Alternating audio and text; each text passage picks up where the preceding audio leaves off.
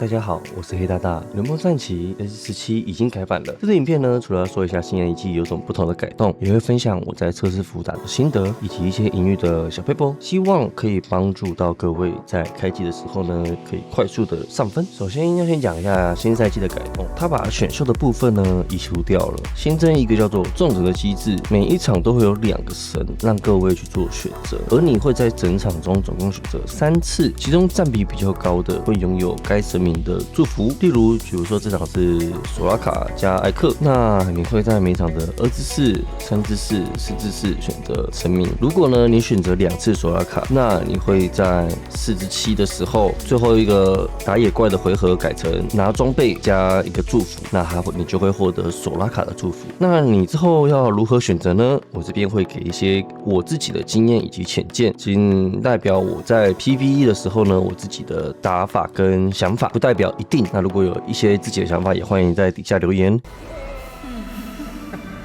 首先呢，索拉卡的部分呢，会有机会给装备起手的补血，或者是给一只角色趴数的血量加成。如果是蹲的人，或是你确定自己要狗分，前中期过渡的不顺利，或者是你有一只你确定要玩的4费正主 C， 你都可以直接选择。因为索拉卡的这个趴数血量是可以帮助你的4费斗士更好的去换怪，也可以增加他的生存能力。再来，艾克会有机会给铲子、神器，或者是几个回后的4、5费，或者是河蟹水坑等等，偏向给资源的神明，在获得艾克的祝福也是很不错的，因为他会给你一个道具。那这个道具呢，基本上不管是给坦克，还是给斗士，甚至给后排的法师，它都有超越一般装备的效果。所以如果你有艾克的时候，基本上都会想办法拿到艾克的祝福，除非那一场你有其他的想法，比如你玩土狗啊，或者是真的在狗分，那例外。阿里给钱或者是重抽，第一个如果是给钱的话，我自己会有比较大的意愿会去拿阿里的这个钱，或者是我可能要在7等提速刷3费3星、3费土狗的时候，我选择拿阿里，因为他会给重抽，然后你最后的阿里的祝福不用担心要如何升等，他每回合也会给你相对应的经验值。凯尔会直接给你装备，让你在装备上会有领先，大家的神明都会给1件，他是会多给1件，所以是2件。凯尔的祝福呢，会直接给你一个金装，4至7选择之后随机一个金装，基本上就是一个彩色海克斯。如果中间遇到其他神明也是可以选的，例如凯尔混艾克，那你中间的时候你就可以混艾克的河蟹水坑，也很不错，去补一下你的经济。只要确保其中2个选凯尔就好了。亚述会直接给你一个道具，让你放在角色上，那个位置呢永久获得一个效果 buff 格。那 buff 格呢，我其实都倾向选1个，因为不管是法阵的效果，法阵稳定就是站右下或左下嘛，或者是坦克，那会有回血的效果，在很多时候呢都很适合是选1个的，我自己的想法啦。至于要选到2、3个，就要看打法跟阵容，除非另外一个神明是比较弱的，或者是你没有很想要的，那基本上我亚述的格子只会选1个。伊芙琳会需要付出一些代价，比如说血量，然后呢给你一个很不错的奖励，2星的角色，或者是徽章，或者是4费卡，也有给你钱，但是你2个回合是没办法刷牌的。很多时候呢我都会选择，因为角色基本上就是给你有机会换怪，那你不选，其他你会选，那其他人选的时候，你可能换怪会更差，可能会扣更多血。他或者是这个伊芙琳呢会给你经济的补贴，只是这个祝福我会比较小的意愿去选这2个伊芙琳，因为它是给你续战力，但是你扣血的时候会多扣1滴。如果它跟其他比如说像凯尔啊，我可能就会更倾向凯尔祝福大于伊芙琳祝福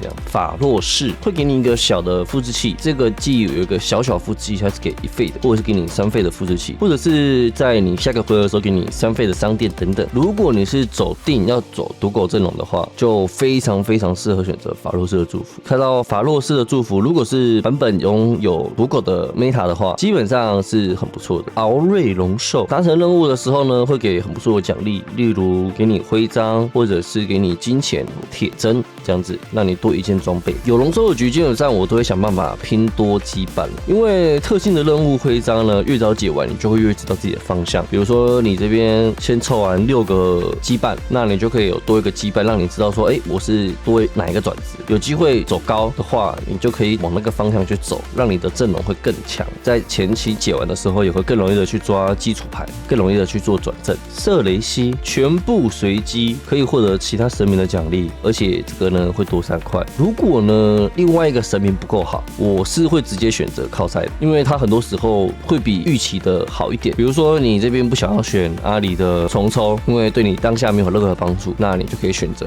射雷西，它可能会给你装备或者给你其他东西，而且你这个拿到这个是效果而已，而不会影响最终的祝福。那射雷西的祝福呢，在最后面也是算中上等级的，有可能会有钱给你装备，甚至是重抽等等的，都很不错。神的选择呢，前期基本上要去多打，然后你才会知道对局的时候你应该去做怎么样的选择。接下来呢，就是大家比较在乎的 S7 该如何过渡。那这个也是自己的打法跟经验啦，那不是说绝对，只是提供一个自己经验值礼包给观众，给我的观众们，这样希望对你们爬分也会有很大的帮助。第一呢，这一季有几个经济的手段是大家要知道的。3元股，每一个回合呢会跳角色的机会1费或是2费，那前期大多都是跳1块钱啦，中期升等之后有机会跳到2块钱，那它还是会以厂商的角色为优先，那有可能会跳其他角色。如果前期有3元股的话，也算是一个很必拿的组合，你不用觉得说一定要拿到2星，但是就是一定要先有3元股。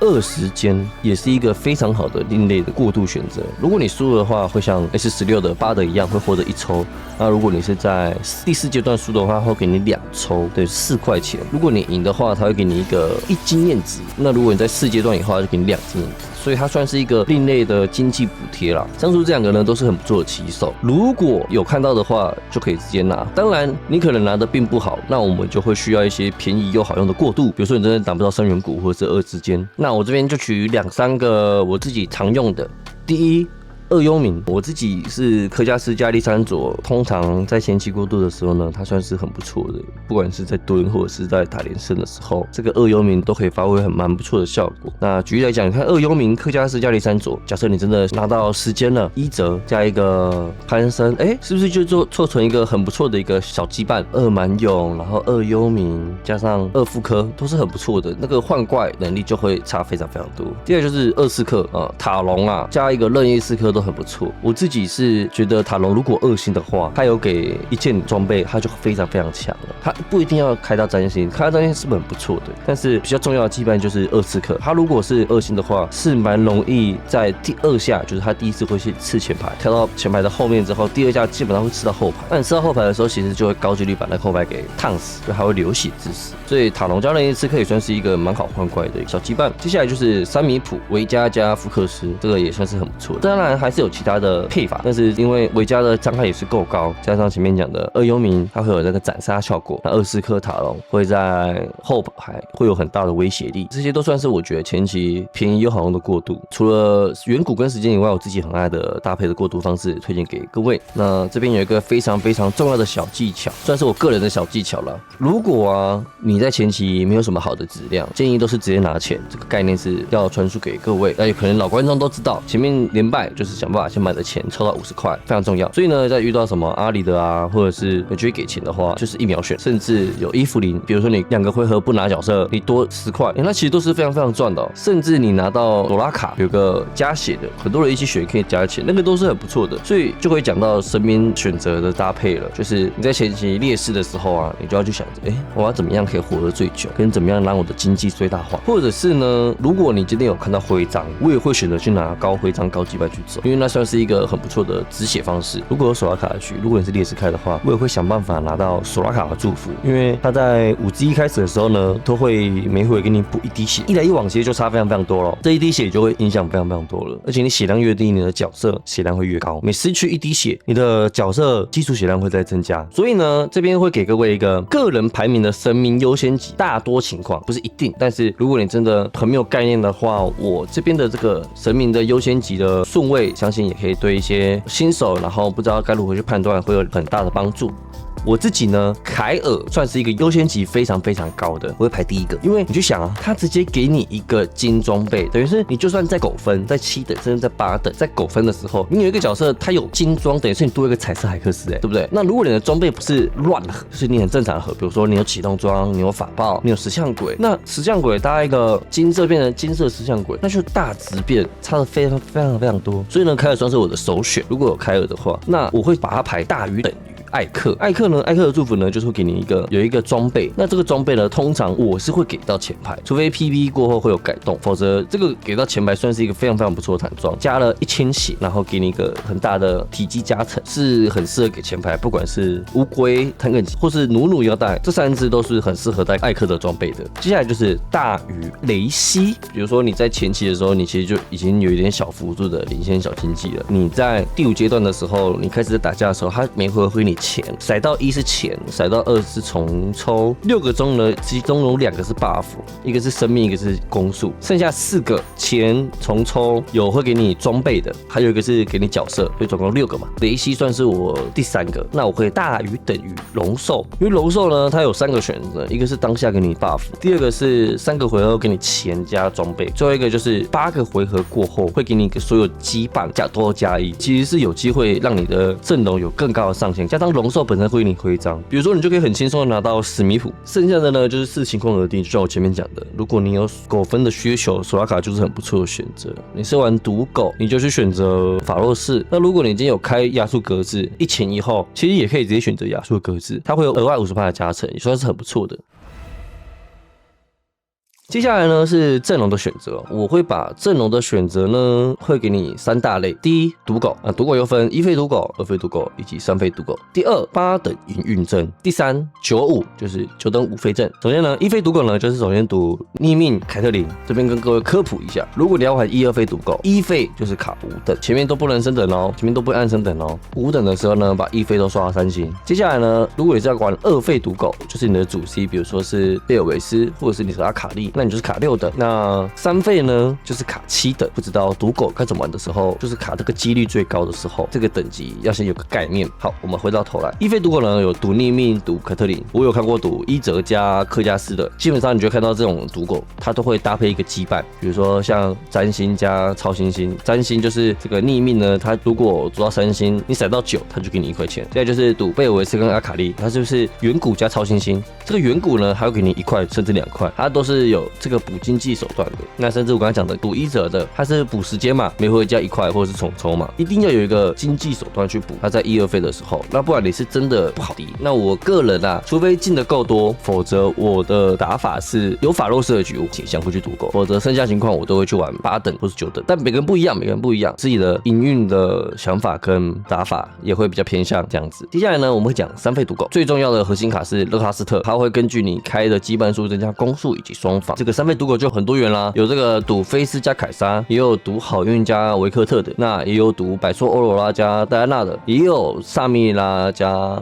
这都是很多变化，但是唯一不变就是大家都会一起在那边抓勒哈斯特。所以如果当有非常多赌友的时候，你就要去想勒哈斯特的数量没有那么多的情况下，你要想办法去追其他的，因为勒哈斯特3星确实有一个很不错的 buff， 但是呢，你应该是把钱花在你的更重要的输出上，比如说3星的好运、3星维克特、3星菲斯、3星凯撒等。那以上呢就是赌狗阵容，那如果有很多我还没补充到的话，你可以在底下留言跟我分享一下。接下来呢就是大家比较关心的8等营运阵的部分啦。8等营运阵呢，其实自己玩起来还算有平衡，还不错的，有6机甲龙兽，也有这个7米普库奇，米普你有可能7变成5，然后库奇大雷文，然后5超新星劲爪，或者是新年牧者的这个拼多多法阵，这些都是常见的8等的阵容。那前排无疑就是什么坦肯奇、乌龟、努跟加里欧，前3个基本上都是你有特定，比如说机甲龙兽就一定要加里欧2嘛，那库奇就是一定要乌龟2嘛。那你如果是超新星劲爪的话，因为你有一只茂凯，所以茂凯搭一个2蛮用，所以你的坦肯奇也一定要2嘛，甚至你也可能跟人家抢乌龟2嘛。那如果是新年牧者拼多多，因为新年牧者前排就是谁2星跟着凑羁绊有守护者，所以努就是是要2星嘛，所以其实这个东西就是8等营运阵就很容易大家就抢牌抢一起。最后呢，就是大家敲网的95大阵。我自己的打法通常都是这样子的哈。如果你有很不错的血量跟很不错的前期的过渡，然后经济也不错，我才会去往95大阵去想。否则啊，它的升9的条件还是偏严苛一点，所以我会倾向95大阵的时候呢，我还会在8等刷牌。很多时候啦，不一定，除非你真的很多钱，前面过渡很好，否则8等一定要先刷一点牌。8等刷的牌蛮重要的，因为你存95大阵啊，你要支撑95的还是那些重要的4块钱，如果你都没有那些4块钱的话，你没有钱牌哦，基本上你都是打不赢人的。但你要去算一下你的嫖牌啊，或者是你在打架的时候啊，这个外面的4费营运阵多不多啊？如果真的很多的话，你反而是上9自杀，因为你没有钱牌。最近的5费比较多是单挂卡居多了，所以呢，其实5费的坦克基本上是没有的，是没有5费坦克的。守护是机器人嘛，机器人不算坦，然后蛮勇最高到4费嘛，那堡垒是这个乌龟加圣嘛，而圣又不是坦克，所以你会发现很多重要的坦克都是在4费。那我自己在 flex 的过程中呢，目前的打法当中，我自己觉得不好 C 的是唢呐，除非你打心灵牧者，但心灵牧者唢呐的伤害又有点偏尴尬，我自己是玩不太明白，所以唢呐算是我自己比较少去觉得他可以一个人撑住的了。通常是唢呐搭维克斯，目前来讲 PV 的版本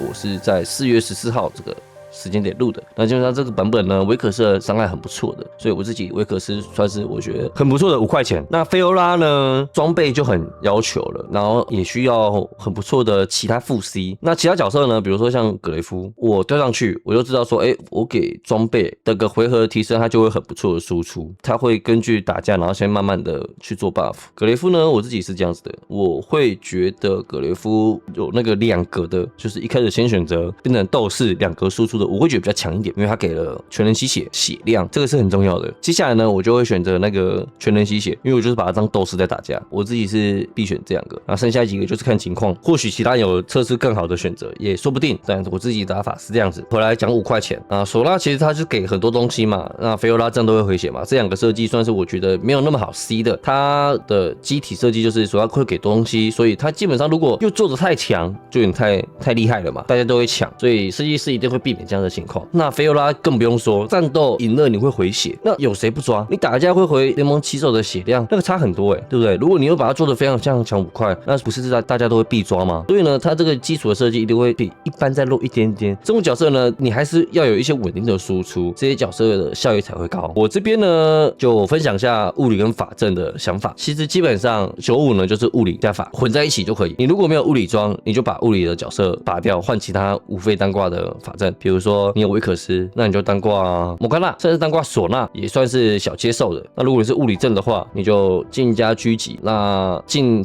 的情况是不是就可以搭配菲欧拉一起做扣防也不错。那这边有一个还不错的基础后期的配置给各位：努努魔豆、厄萨斯、阿卡丽、纳尔、乌龟、进巴德、菲欧拉。那这个呢，菲欧拉就可以换成维可斯或者是圣都很不错。你说啊，这边3堡垒3后卫没差，这个没差。前排也会有其他配法啦，但最重要的是这个是我自己的打法，你们可以稍微笔记一下。我自己在留牌的时候，我自己会留2超新星，这个厄萨斯呢，我一定会留1只，因为它等于是你不用去合扣防装备，超新星会在6秒钟过后，它会给你一个全体扣防的效果，不止扣物防模仿也会扣所以呢，这个厄萨斯算是一个我觉得很不错的单挂角色。比如说，如果我是可以菲欧拉加阿卡丽，或是汤肯吉加茂凯，那我就是阿卡丽配厄萨斯，或者是厄萨斯配茂凯嘛，这就是一个很不错的2超新星的搭配。所以呢，其实这版95呢，就是看谁2补谁，就是这么简单。那很多东西都是要实战演练，或者是在看台的时候，你们才会有更多的想法跟画面。那我自己个人觉得是，如果天资聪明的人呢，可能会在这一次的影片中会获得非常非常多东西，然后在打的时候就会知道说，其实我说的东西蛮符合你们打的情况，但是有一些东西是并不是画面中可以想象的，那这时候就要等到开台多多看别人打。那在别人打的时候呢，就问一下说，这边怎么会这样做选择？这样子会比你去问说什么版本阵容怎么强重要多了，因为营运的过程很多细节是你问出来了，这个东西就是你自己的。这一集的分享呢，就到这边为止。那希望对大家都有很不错的游戏帮助。那我是黑大大，我们下次见，拜拜。